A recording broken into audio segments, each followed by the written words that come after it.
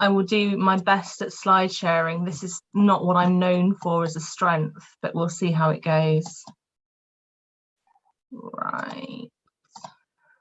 Can you guys see my screen? 100% perfect. Yeah. Ah, champion. That's the most difficult hurdle over.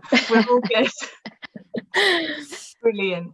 So thank you so much for having me this morning. I feel like Claire gave me a really hard act to follow, but I'm going to do my best. So the initial bit of my talk was, does one size fit all? And I guess the kind of early spoiler alert is no, it doesn't. But if you're prepared to kind of be flexible and adapt a bit, I think we can certainly do quite a good job. So I'm Emma. I'm currently involved in involving young people in mental health research, but today I'm going to talk about some of the work I did as a postdoc at the University of Nottingham.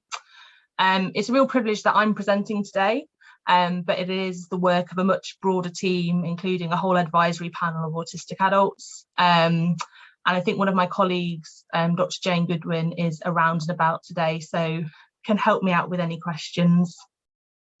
Okay, so to jump in and think about some context about, well, why were we concerned about suicide in autistic adults in particular? Why are we spending our time thinking about adapting interventions in this population? Unfortunately, we know now that suicide is much more common in adults who have a diagnosis of autism than it is for people without that diagnosis. And some research is saying, that's around 9 times higher. So a really high risk group, but a group that's really often overlooked. So despite the kind of the risk and the need, there's currently no autism specific suicide prevention interventions. And that's potentially problematic because we know that from other areas, to thinking about kind of anxiety, for example, we know that adapting interventions can make them much more effective for autistic adults.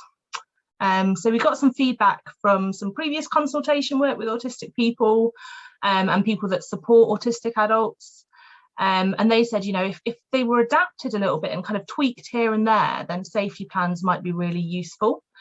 You don't need to give an idea to a research team twice. We kind of jumped at that and found a way to kind of do something about things.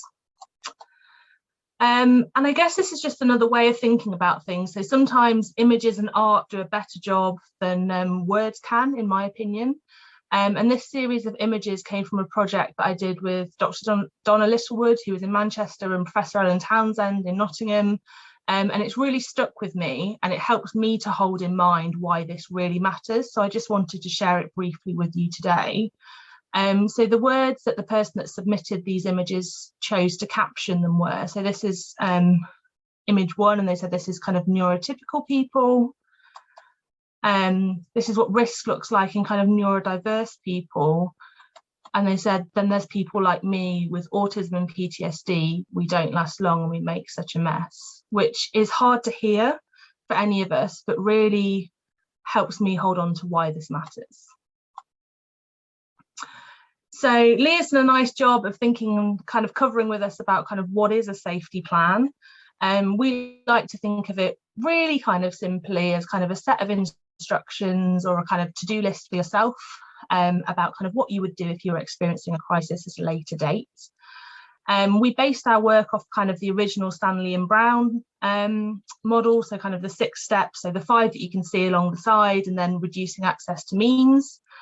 And why were we excited about safety plans? Well, one, we've been told by kind of our end users, as it were, that they thought that they had potential.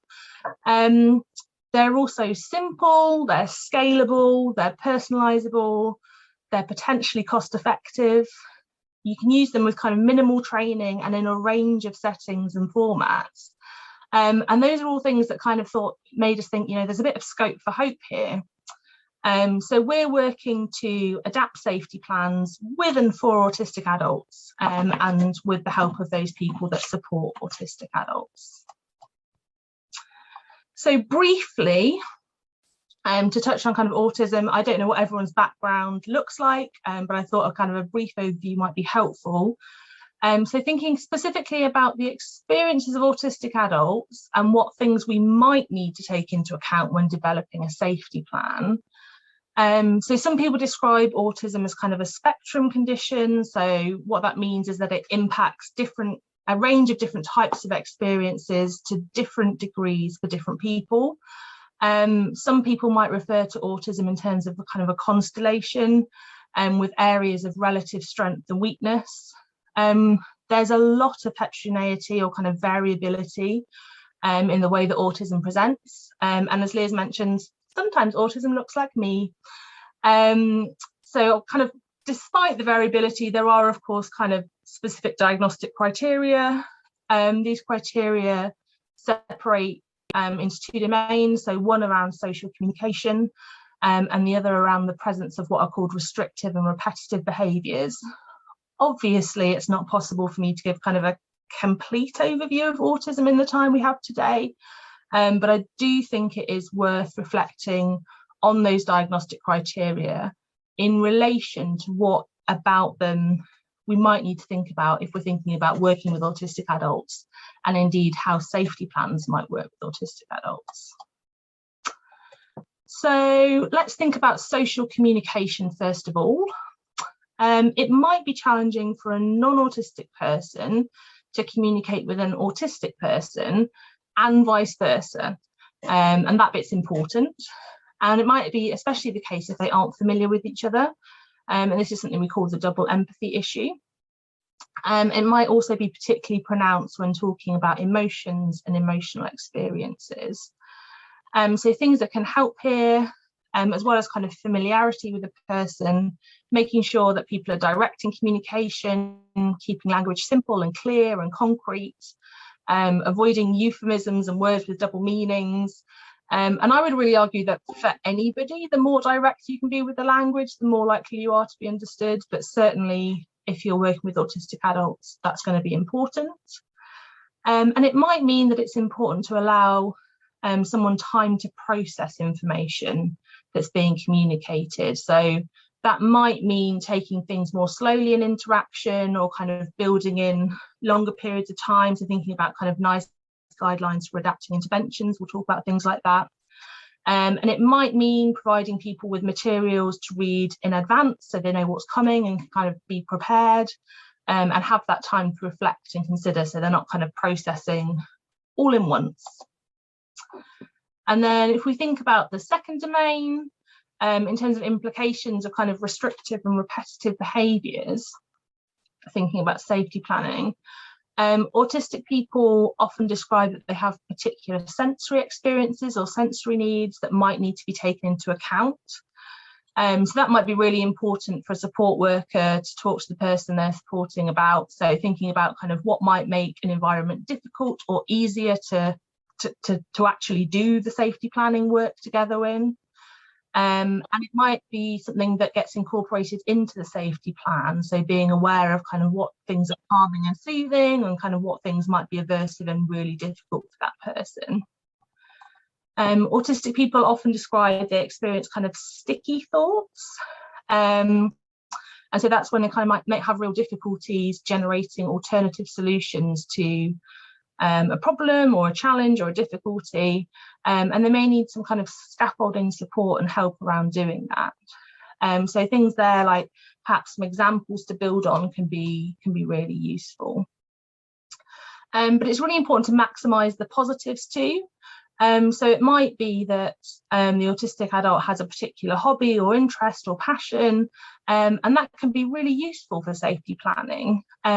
So super important to remember that kind of individual characteristics might present kind of challenges to the way we work, and we might have to think about ways of working around, but they can also provide real opportunities and real kind of useful, I guess, almost resources, thinking about what the person can tap into and what might be helpful to have on a safety plan. So this brings us to our project. I'm not going to go into a huge amount of detail on this, but essentially we had a 3-phase situation going on.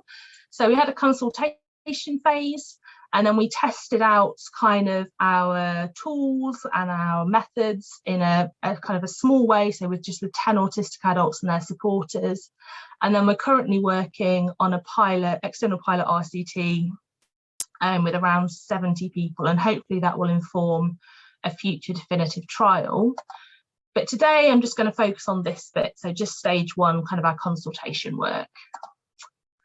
So we spoke with 14 autistic adults who had experience of self-harm and or suicidal thoughts and or behaviour.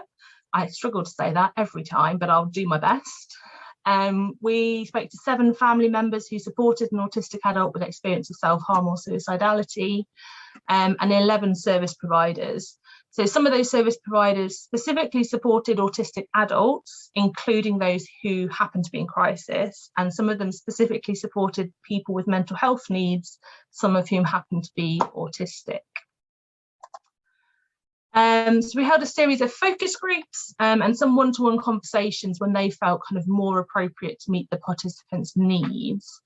And we asked them a whole bunch of questions, so kind of covering the safety plan themselves, elements of the study design, the materials we planned to use, and also thinking about the training that we were going to provide. And then hopefully in the next few slides, I'm going to kind of synthesize the learning that we gleaned from that. So what did autistic people and their supporters tell us during our consultation work? The first thing that came across really strongly was the importance of recognising alexithymia. So that's kind of the difficulty that many autistic people and non-autistic people, but it's kind of very prevalent in autistic populations, have in recognising and describing emotions. So one autistic adult participant said, to me, know what I'm thinking or feeling is, sometimes with a lot of hindsight, it might be, oh, that's what I was thinking or feeling, but it's not easily accessible.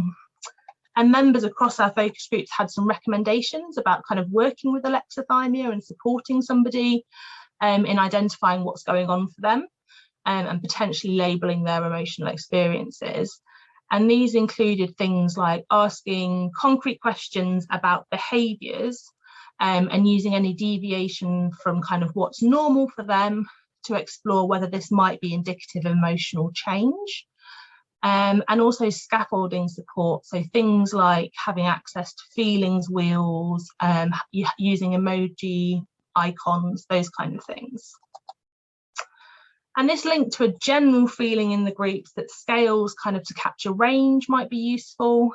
So something that's helpful to somebody at a kind of a lower intensity point where perhaps they have thoughts but not a plan might be less helpful at a more intense point. And it was also kind of expressed that people didn't want a kind of flat and formal document. They wanted something that seemed less formal and had kind of a bit of life and colour to it, which was more of a challenge to do than you might anticipate.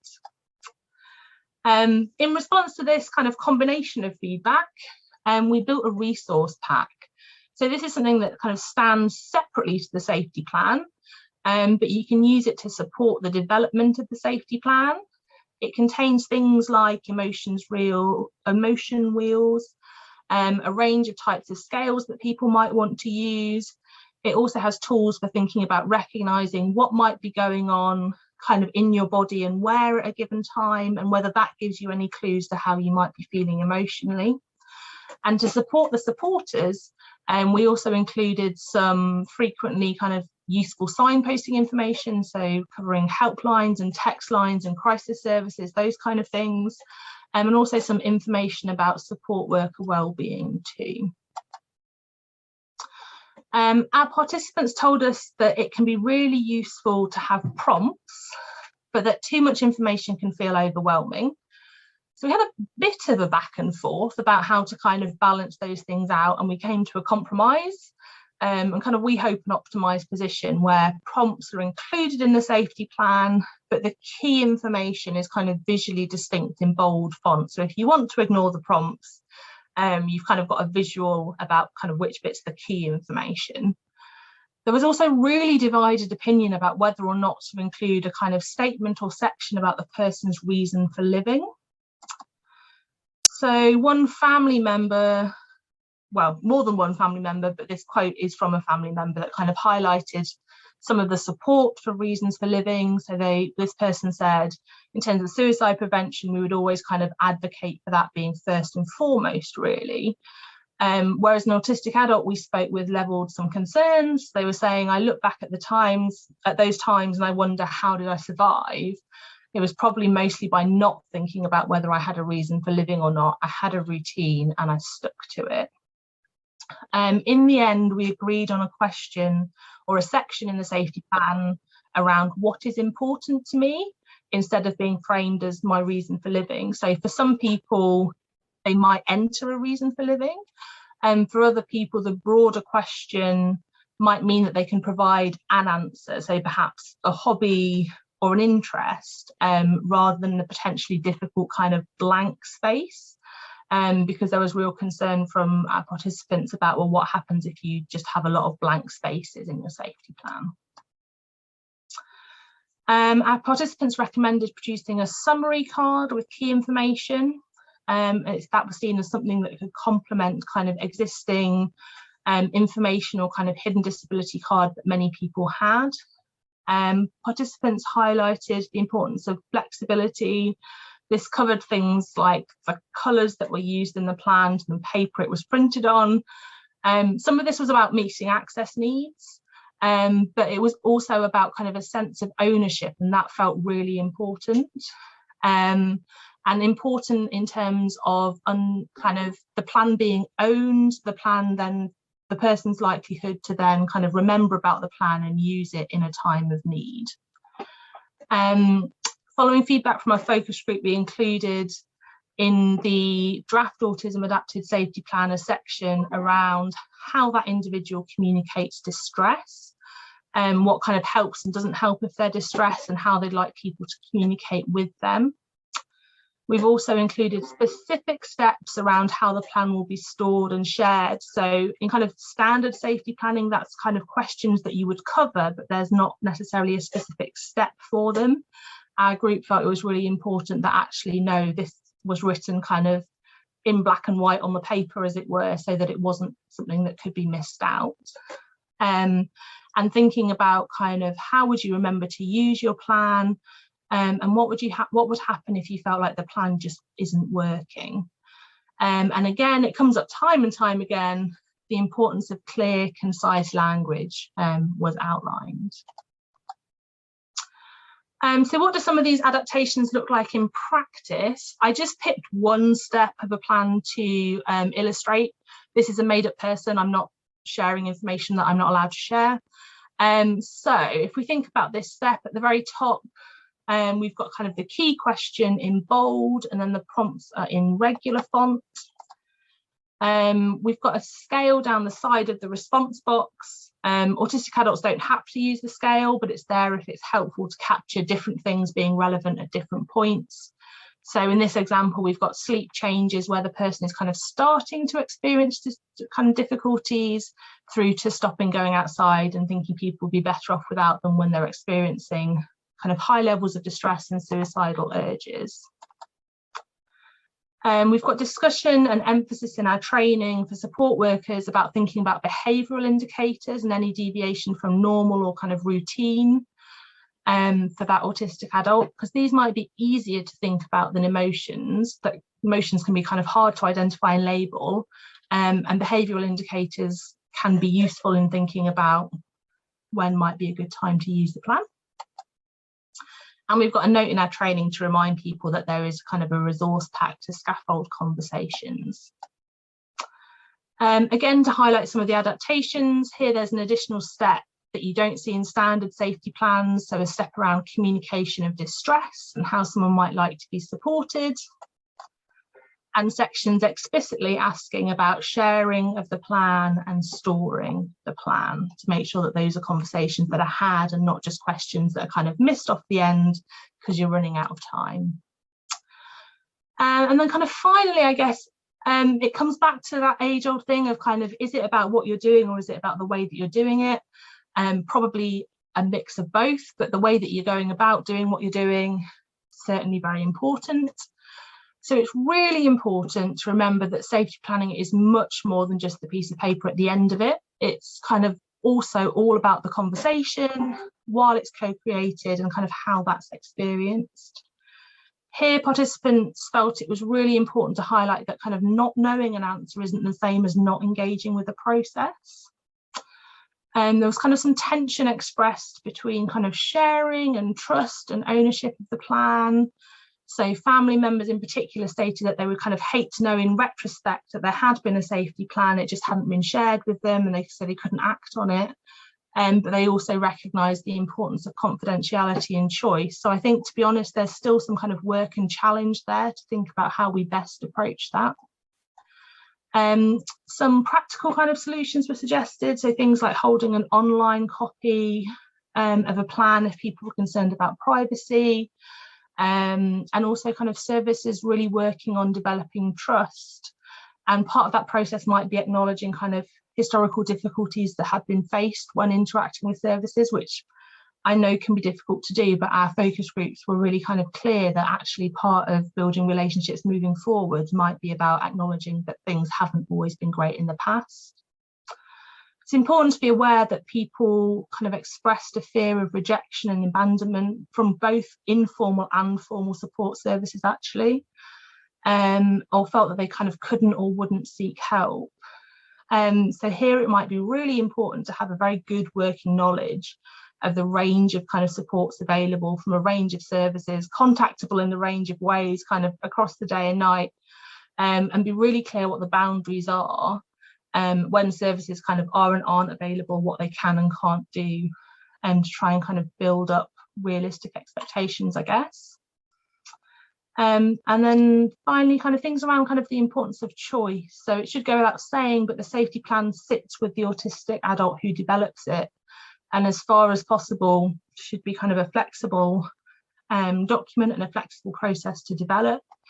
And part of that flexibility might be thinking about the timing of the plan, and also when it makes sense to revisit that plan over time, because lives change, things don't always stay the same.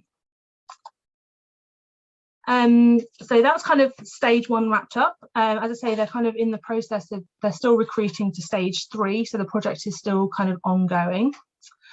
If you've got particular questions now, then absolutely fantastic. Well, when Leah says go, don't just trust me on when questions are, but we're absolutely happy to have conversations. If you want to contact the study team, the kind of website and email address is on that slide.